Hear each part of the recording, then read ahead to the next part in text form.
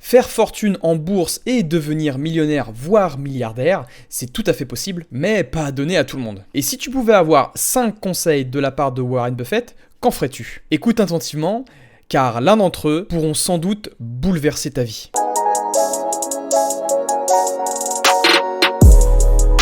Mais qui est Warren Buffett? Grand investisseur renommé, il a fait fortune grâce à ses investissements en bourse. Il devient milliardaire dans les années 1981 et détient la 8e plus grande fortune mondiale d'après le magazine Forbes. En mai 2021, sa fortune atteint les 110 milliards de dollars. Et au fait, je l'ai présenté, mais je me suis même pas présenté. Bienvenue, donc si tu me rejoins sur cette chaîne-là, je m'appelle Sonny, je suis fondateur de Sequoia.com et mon objectif est simple, démocratiser l'investissement en bourse et notamment dans la crypto-monnaie.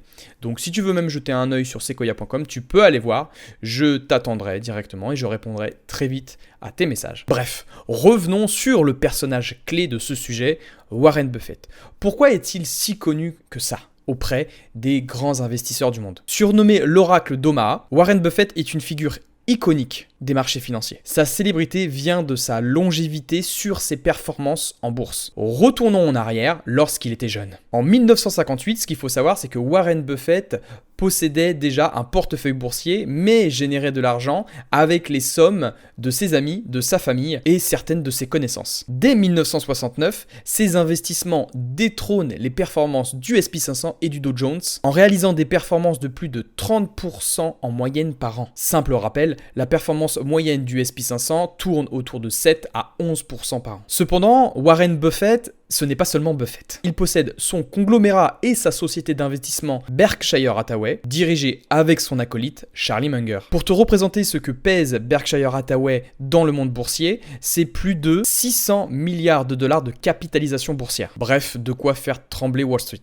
En 1988, Warren Buffett a acheté 7% de Coca-Cola Company et fait de cet achat son investissement le plus rentable qui peut exister jusqu'à présent. Grâce aux plus-values réalisées, à l'augmentation du dividende et au rendement du dividende, il faut savoir que donc Warren Buffett a construit sa richesse et sa fortune grâce à cette entreprise. Et sais-tu à combien s'élève le rendement du dividende de Coca-Cola avec Warren Buffett? Warren Buffett hisse son pourcentage de rendement sur Coca-Cola à plus de 50% par an. Bref, les présentations sont faites. Maintenant, Warren Buffett aimerait te présenter donc ses 5 conseils qu'il aurait aimé se transmettre à lui-même plus tôt, mais toi tu as de la chance, tu vas les connaître. Premier conseil, éviter les sociétés à la mode, l'effet hype, les IPO. La plupart des gens s'intéressent aux actions lorsque tout le monde s'y intéresse.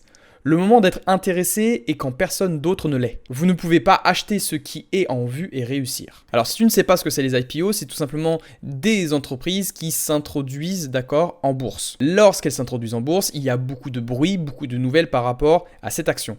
Et la plupart du temps, ça peut monter très vite, mais ça peut redescendre et chuter très rapidement. C'était le cas notamment de Zoom, Rivian, Robinhood ou Coinbase qui ont vu le cours chuter de plus de 50% en l'espace de quelques jours. Imagine donc un débutant, comme nous l'avons été, acheter à ce moment-là au plus haut. Personnellement, je n'aurais jamais remis les pieds en bourse. Lorsque tu achètes une entreprise, il faut s'appuyer sur ses fondamentaux, sa valorisation, son business model, et non se fier à plusieurs analystes ou pseudo-gourous. Conclusion, prends du recul sur les hypes du moment et n'écoute pas n'importe qui. Deuxième conseil de Warren Buffett, investir dans des entreprises facilement compréhensibles. N'investissez jamais dans une entreprise que vous ne comprenez pas. Investir dans des entreprises trop complexes peuvent nous rendre anxieux lorsqu'elles subissent une correction. Forcément, l'humain fonctionne par référence. Sans connaître son fonctionnement interne, son business model et donc sa manière de générer de l'argent, on peut alors paniquer et revendre assez rapidement notre action. En effet, la compréhension de l'entreprise sur son business model est indispensable pour la saisir et la garder sur le long terme. En effet, s'il y a un krach boursier et que tes croyances ne sont pas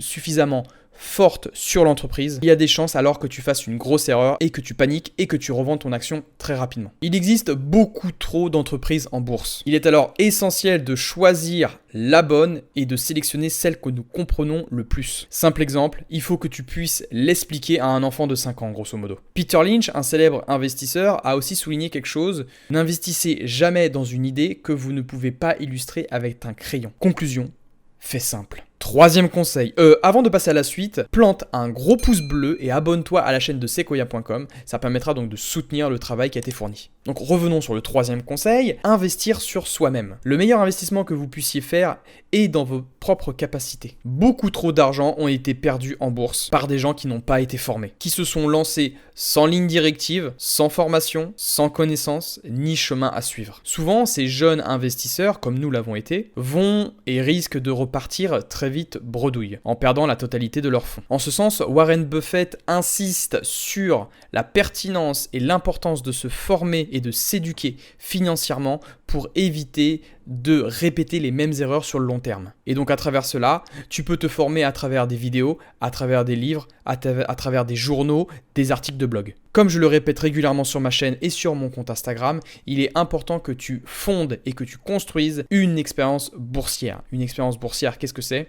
C'est de savoir acheter une action, de voir cette action dans le rouge, se familiariser avec une petite perte d'argent, parce que lorsque tu vas acheter une action, il faut savoir que le prix va fluctuer dans le temps, ça peut baisser, ça peut monter, et donc il faut se familiariser avec même ton application, il faut se familiariser avec cette volatilité, c'est le fait peut-être de perdre un petit peu d'argent sur une semaine, mais de retrouver les gains sur 2 semaines après. Se familiariser et construire une expérience boursière est indispensable. On le sait, le premier pas est particulièrement difficile en bourse, mais il l'est d'autant plus si tu ne sais pas te retrouver dans ce nouveau monde. Et surtout, sans connaissance. Une mauvaise expérience avec la bourse te fera fuir et tu repartiras avec uniquement des pertes. Ton cerveau ralliera le mot bourse avec le mot risque. Tu perdras alors un formidable moteur de richesse. Conclusion, éduque-toi rapidement financièrement. Quatrième conseil de Warren Buffett, deviens patient, extrêmement patient.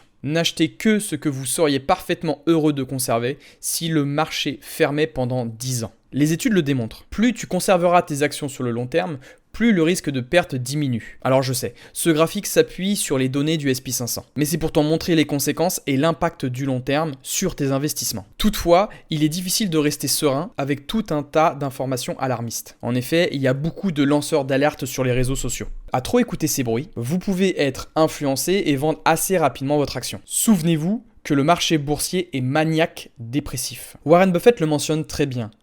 Les nouvelles sont souvent du bruit mais ne sont pas des nouvelles. Les informations à la télévision sont là pour créer du buzz, pour créer des émotions, pour pouvoir ensuite générer plus d'audience, plus de vues. C'est pour cela que d'ailleurs, et tu l'auras remarqué, que les mots comme krach boursier ou récession mondiale sont beaucoup plus appréciés par le grand public, ou devrais-je dire, beaucoup plus vus que des titres plutôt basiques. Comprenant ce système, certains analystes en profitent et donc te vendent de la peur. Si tu devais retenir une seule chose, écoute ça. Le marché boursier est conçu pour transférer de l'argent de l'actif au patient. Plus tu seras patient, plus les personnes actives te récompenseront. Conclusion, sois patient, fais confiance en ta stratégie et n'écoute pas les bruits parasites et les informations superflues. Cinquième conseil, alors ce n'est pas un conseil, mais ce sont les critères d'analyse, en tout cas ce que utilise Warren Buffett pour analyser une action. En effet, on ne sélectionne pas une entreprise parce qu'il fait beau ou parce qu'il pleut dehors. Warren Buffett s'appuie alors sur plusieurs ratios clés financiers pour choisir des entreprises qui sont résistantes dans le temps, des remparts concurrentiels qu'on appelle également des moats. Pour Warren Buffett, les 3 piliers qui qualifient les moats sont de plusieurs ordres. Premier pilier, l'argent généré par l'entreprise. Deuxième pilier, la profitabilité de l'entreprise. Et troisième pilier, l'évaluation du prix de l'entreprise. Commençons tout d'abord par le premier pilier. Qu'est-ce que Warren Buffett regarde avant tout sur une entreprise ? Premièrement, Warren Buffett va regarder les revenus croissants de l'entreprise. C'est-à-dire, est-ce que le chiffre d'affaires de l'entreprise est croissant dans le temps sur plus de 5 années consécutives. Et deuxième indicateur que Warren Buffett utilise, ce sont les résultats nets de l'entreprise. Est-ce que ces résultats nets augmentent de plus de 15% par an? Passons ensuite au deuxième pilier, la profitabilité de l'entreprise. Mais profitabilité, qu'est-ce que ça veut dire? C'est-à-dire la force d'une entreprise à être profitable avec l'argent qu'elle génère. En effet, c'est assez simple. Lorsqu'on possède une entreprise, on peut créer beaucoup de richesses, on peut générer beaucoup d'argent. Cependant, si l'entreprise ne sait pas comment utiliser cet argent généré, si elle l'investit mal, elle peut donc se retrouver dans ce qu'on appelle le rouge. In fine, avoir peu, voire pas du tout de croissance. Et donc il y a 3 indicateurs pour évaluer la profitabilité de l'entreprise. En tout cas, ce que Warren Buffett utilise principalement. Premier indicateur, la marge nette de l'entreprise doit être supérieure à 10%.